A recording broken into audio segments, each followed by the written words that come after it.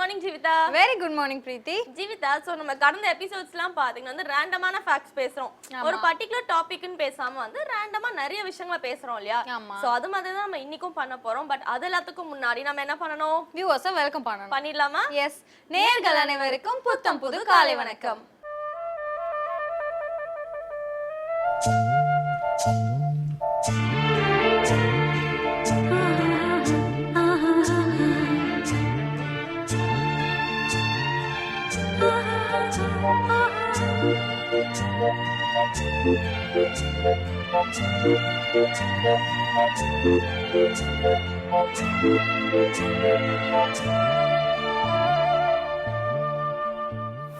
பிரீத்தி, பொதுவாகவே நம்மளோட ஹியூமனோட போன்ஸ் எவ்வளோனா 206 அப்படின்னு சொல்லியிருக்கோம் இல்லையா?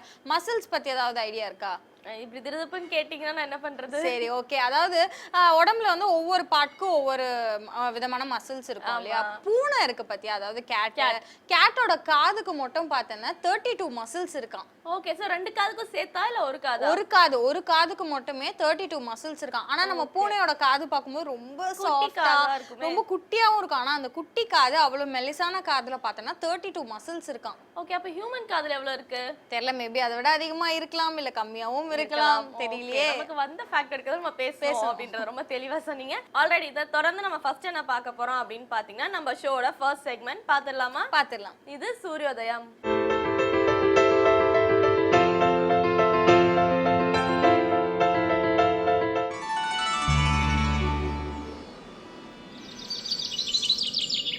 இன்று 4/8/2016 வியாழக்கிழமை, துர்முகி வருடம் ஆடி மாதம் 20ஆம் தேதி.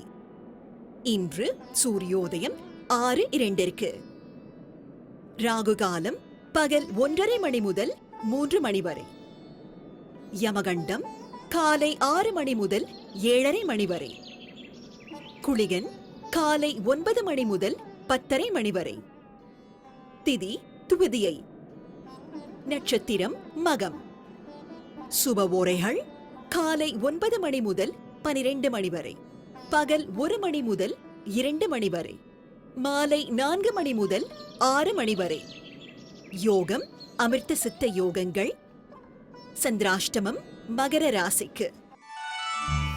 ஜீவிதா, நம்ம எல்லாருக்குமே தெரியும், இப்போ வந்து ஒரு பிரெக்னென்ட் லேடி இருந்தாங்கன்னா அவங்க வயிறுல இருக்க அந்த குழந்தைக்கு வந்து எல்லா நியூட்ரியன்ஸ் எல்லாமே பாத்தீங்கன்னா அவங்க அம்மா கிட்ட இருந்தா ஆமா, ஆப்வியஸா அவங்க சாப்பிடுற ஃபுட் தான் பாப்பாக்கு. ஆமா, அவங்க என்னென்ன ஃபுட் இன்டேக் பண்றாங்களோ அதுல இருக்க நியூட்ரியன்ஸ் எல்லாமே வந்து குழந்தைக்கும் போய் சேரும், அம்மாக்கும் போய் சேரும் அப்படின்றது நமக்கு தெரியும். ஆனா நம்ம நிறைய பேருக்கு தெரியாத ஒரு ஃபேக்ட் என்ன அப்படின்னு பாத்தீங்கன்னா, அந்த பிரெக்னென்ட் லேடியோட ஆர்கன் அதாவது உடம்புல இருக்க ஏதாவது ஒரு பார்ட்ல ஏதாவது வந்து வேலை செய்யல, ஏதாவது ஒரு ப்ராப்ளம் இருந்துச்சுன்னா சோ அந்த கருல இருக்க அந்த குழந்தை என்ன பண்ணணும்னா அவங்க அம்மாக்கு எந்த ஆர்கன் சரியில்லையோ அந்த ஆர்கனுக்கு நல்ல ஸ்டெம் செல்ஸ் எல்லாம் அனுப்பி ரிப்பேர் ஆன செல்ஸ் எல்லாம் வெளில அனுப்பிடுமா. அவங்க அம்மாவோட ஆர்கன் வந்து சரியாயிடுமா. அடடே, சோ வந்து இவங்க சாப்பிடுற உணவு குழந்தைக்கு அண்ட் இவங்களோட சத்து வந்து அம்மாக்கு. அடடே, செம்மையா, யாருக்கும் தெரியாத ஒரு விஷயம் தான் சொன்ன பிரீத்தி. இதை தொடர்ந்து அடுத்து வரப்போற செக்மெண்ட்ல பார்த்தோன்னா நம்ம லலிதா அம்பிகைக்கு 1000 பேர்கள் இருக்கு. அந்த பேருக்கான அர்த்தமும் அதுக்கான சோஸ்திரமும் சொல்றதுக்காக நம்ம இலக்கிய மேகம் ஸ்ரீனிவாசன் ரெடியா இருக்காரு. பாத்துடலாமா? பாத்துடலாம். இது ஸ்ரீ லலிதா சகஸ்ரநாமம்.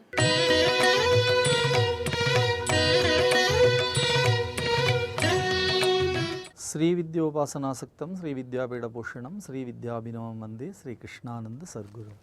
அனைவருக்கும் இனி காலை வணக்கம். ஸ்ரீ லலிதா சகஸ்ரநாமம், அன்னையின் 1000 திருநாமங்களை நாம் ஒவ்வொரு நாளும் விடியற் காலையிலே புத்தம்புது காலையிலே சிந்தித்து கொண்டிருக்கிறோம். லலிதா சகஸ்ரநாமத்தினுடைய அருமையான நாமம் ஓம் பண்டாசுரவதோக்துக்த சக்தி சேனா சமன்விதாயே நமக. பண்டாசுரனை அழிக்கத்தக்க வகையிலே எந்த நேரமும் சக்தி சேனையை தன்னிடத்திலே வைத்து கொண்டிருப்பவளுக்கு வணக்கம் என்று சொல்லக்கூடிய நல்ல நாமம்.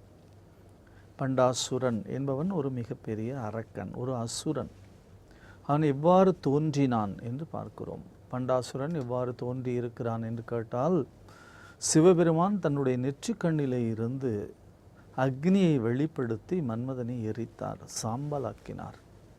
அப்படி மன்மதனை எரித்து சாம்பலாக்கிய சாம்பல் கைலாசத்திலே இருக்கிறது. அந்த சாம்பல் அங்கே அப்படியே குவிந்து கிடக்கக்கூடிய சாம்பலை அந்த பகுதியிலே வந்த விநாயக பெருமான் பார்த்தார். இந்த இடத்திலே ஏதாவது குழந்தைகள் விளையாடி கொண்டிருக்குமே, அப்படி தானும் விளையாட வேண்டும் என்று நினைத்து கையிலே ஒரு செம்பிலே தீர்த்தத்தை எடுத்து அந்த சாம்பல் மேலே ஊற்றி அந்த சாம்பலை களிமண் போல குழைத்து அதை ஒரு மனித வடிவமாக உருவாக்கினார். அந்த சாம்பலை ஒரு மனித வடிவமாக விநாயகப் பெருமான் உருவாக்கிய பிறகு சிவபெருமானிடத்திலே கொண்டு இதை ஒரு மனித பொம்மை போல நான் செய்திருக்கிறேன், நீங்கள் பாருங்கள், இதற்கு நீங்கள் உயிர் கொடுக்கலாம், விளையாடுவதற்கு நன்றாக இருக்கும் என்று சொன்னார் விநாயகப் பெருமான். சிவபெருமான் அடுத்த கணம் தன்னுடைய பார்வையினாலே அந்த சாம்பல் உருவத்திற்கு உயிர் கொடுத்தார். உயிர் கொடுத்த உடனே அது உயிர் பெற்று எழுந்தது. உயிர் பெற்று எழுந்த உடனே அருகில் இருந்த பிரம்மதேவர் சொன்னார், பண்ட பண்ட என்று சொன்னார். பண்ட என்று சொன்னால் நல்லது என்று பொருள். பண்ட பண்ட என்று சொன்னால் நல்லது நல்லது என்று சொன்ன உடனேயே அவனுக்கு பண்டன் என்ற பெயர் வந்துவிட்டது. இந்த பண்டன் உள்ளபடியே நல்லவனாகத்தான் இருந்தான். சிவபெருமானுடைய கருணையினாலே உயிர் பெற்று எழுந்த காரணத்தினாலே அவன் தவம் செய்ய புறப்பட்டான். நீண்ட நாட்கள் தவம் செய்தான். தவத்தின் பலனாக இறை காட்சி கிடைத்து அவனுக்கு எல்லா விதமான சக்திகளும் உருவானது. எல்லா விதமான சக்திகளும் உருவாகிய பிறகு அந்த பண்டன் மனத்திற்குள்ளாக ஒரு புதிய அசுர சக்தி கிளம்பியது. எல்லோருக்குள்ளுமாக இருக்கக்கூடிய சக்தி, நல்லதும் இருக்கிறது, தீயதும் இருக்கிறது. எல்லோருடைய ஆழ் மனத்திலேயும் தீய எண்ணங்களும் இருக்கிறது. ஆனால் நல்லவற்றினாலே நாம் அவற்றை அழித்து பாதுகாத்து அடக்கி வைத்து கொண்டிருக்கிறோம். சில சமயங்களிலே மனிதர்கள் பேசுகிற போது சொல்லுவார்கள், என்னோட உள்ளே இருக்கக்கூடிய மிருகத்தை கிளப்பி விட்டு விடாதே என்று சொல்லுகிறார்களே. அப்படி எல்லோருக்கும் உள்ளாக இருக்கக்கூடிய ஒரு மிகப்பெரிய அசுர சக்தி பண்டனுக்குள்ளாகவும் உயிர் பெற்று எழுந்தது. என்ன காரணம்? அவன் சாதாரணமாக இருந்த பொழுது அவனுடைய ஆற்றல் அவனுக்கு இல்லை, அவன் செல்வம் இல்லை, அவனுக்கு செல்வாக்கு இல்லை, அவனுக்கு பதவி இல்லை. இப்பொழுது கூட பார்க்கிறோம், உலகத்திலே சாதாரணமாக இருக்கிற பொழுது பணிந்து கொண்டு தான் இருக்கிறான். ஆனால் அவனுக்கு ஒரு பதவி வந்துவிட்டால், அவனுக்கு செல்வம் நிறைய வந்துவிட்டால், அவனுக்கு ஏதாவது ஒரு உயர்ந்த நிலை வந்துவிட்டால் அவன் உடனடியாக எப்படி மாறிப்போகிறான்? ஏதோ தான் இந்த பிரபஞ்சத்தையே ஆட்டி படைத்து கொண்டிருக்கிறோம் என்ற எண்ணத்திற்கு வந்து விடுகிறான். சாதாரண மனிதர்களே இப்படி நாம் பார்க்கிற பொழுது பண்டன் என்ன ஆகினான்? எல்லோரையும் தன்னுடைய கட்டுப்பாட்டிற்குள்ளே கொண்டு வர வேண்டும் என்ற அரக்கத்தன்மை உள்ளவனாக மாறினான். ஆகையினாலே பண்டன் பண்டாசுரனாக மாறிப்போனான். தேவர்களையும் மற்றவர்களையும் அழித்து அடித்து துன்புறுத்தி, மனவியல் நூலார் சொல்லுவார்கள், இந்த கைகளிலே இருக்கக்கூடிய நகம் இருக்கிறதே, இந்த நகம் சற்று லேசாக நீண்டால் யாரையாவது கிள்ளி பார்க்க வேண்டும் என்று தோன்றுவாம். மனிதர்களை கிண்ணினால் கோபப்படுவார்கள் என்று சொல்லி இலைகளுடைய துளிர்கள் இருக்கிறது பாருங்கள், துளித்து வரக்கூடிய இலைகளிலே போய் இவர்கள் விரல் நகங்களை வைத்து கிள்ளி கொண்டிருப்பார்கள். குரூர சிந்தனை. சில பேர் அழகான புஷ்பத்தினுடைய இதழ்களை ஒன்றொன்றாக பீத்து போடுவார்கள். இவையெல்லாம் மனித மனதிற்குள்ளாக இருக்கக்கூடிய குரூர சிந்தனைகள். யாரையாவது துன்புறுத்த வேண்டும், யாரையாவது துன்புறுத்தி பார்க்க வேண்டும் என்கின்ற சிந்தனை. நன்றாக படித்து கொண்டிருக்கக்கூடிய அறையிலே ஒரே ஒரு தனி மனிதன் மட்டும் பாட்டு கேட்கின்றேன் என்ற ஒரு மிகப்பெரிய சிந்தனையிலே அலற விட்டு கொண்டிருப்பார்கள். அந்த இசையினாலே இல்லை, அந்த இசை சப்தத்தினாலே பிறர் துன்புறுகிறார்கள்.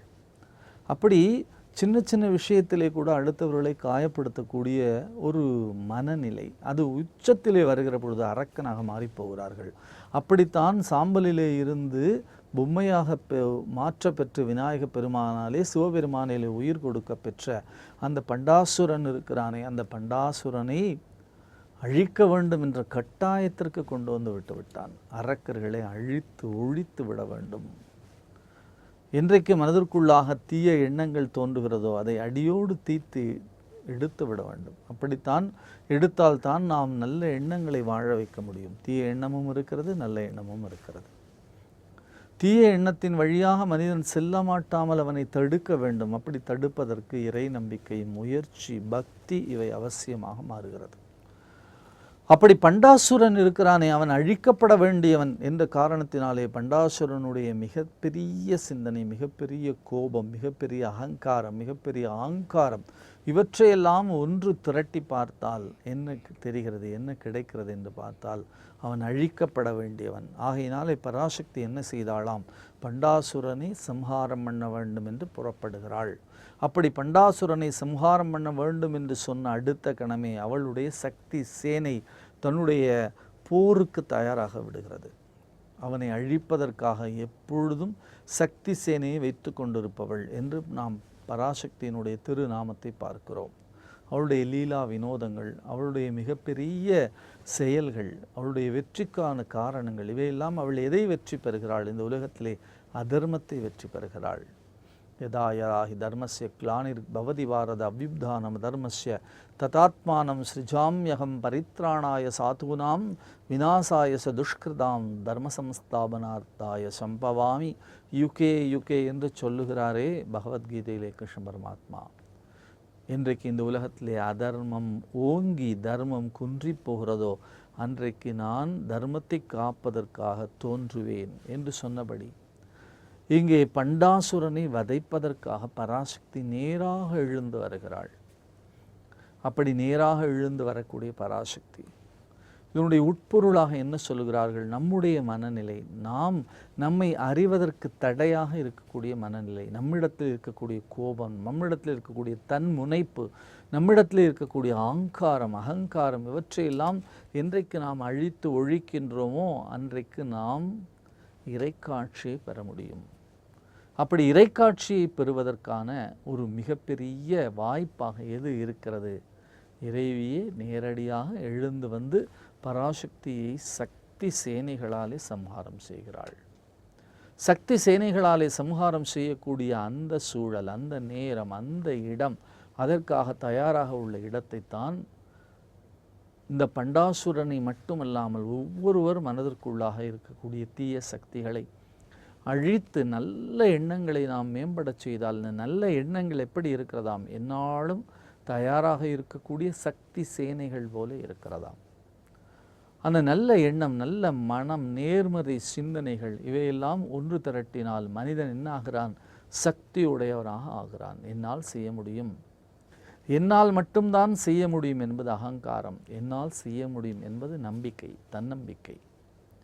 அப்படி இவன் செய்வதற்குரிய ஒரு மிகப்பெரிய வாய்ப்பு, மிகப்பெரிய சூழலை என்றைக்கு மனிதன் மனத்திற்குள்ளே இருந்து உருவாக்கி தீயவற்றை அழித்து நல்லவற்றை எடுத்துக்கொண்டு வெற்றிக்கு தயாராகிறானோ அன்றைக்கு தான் இந்த மனித குலம் தன்னை முழுமையாக உணர்ந்து உள்ளது. பண்டாசுரனை வதம் செய்தல் என்று சொன்னால் அது அன்றைக்கு நடைபெற்ற வரலாற்று நிகழ்ச்சி. ஆனால் இன்றைக்கும் ஒவ்வொரு மனதிற்குள்ளாக இருக்கக்கூடிய பண்டாசுரனை வதம் செய்வதற்கு சக்தி சேனை தேவைப்படுகிறது. ஆகையினாலே தான் ஓம் பண்டாசுர வதோக்தியுக்த சக்தி சேனா சமன்விதாயே நமக என்று சொல்லக்கூடிய அருமையான திருநாமத்தை வாக்தேவிகள் அருளி செய்திருக்கிறார்கள். அப்படி எப்பொழுதும் சக்தி சேனைகளை தயார் நிலையில் வைத்திருக்கக்கூடிய அந்த பராசக்திக்கு வணக்கம் என்று சொல்லக்கூடிய நாமத்தை நாம் சிந்திக்கக்கூடிய பேச்சினை இந்த விடியற்காலையிலே பெற்றிருக்கிறோம். லலிதா சகஸ்ரநாமத்தினுடைய தொடர்ந்த திருநாமங்களை சிந்திப்போம். நாளை சந்திப்போம். நன்றி, வணக்கம்.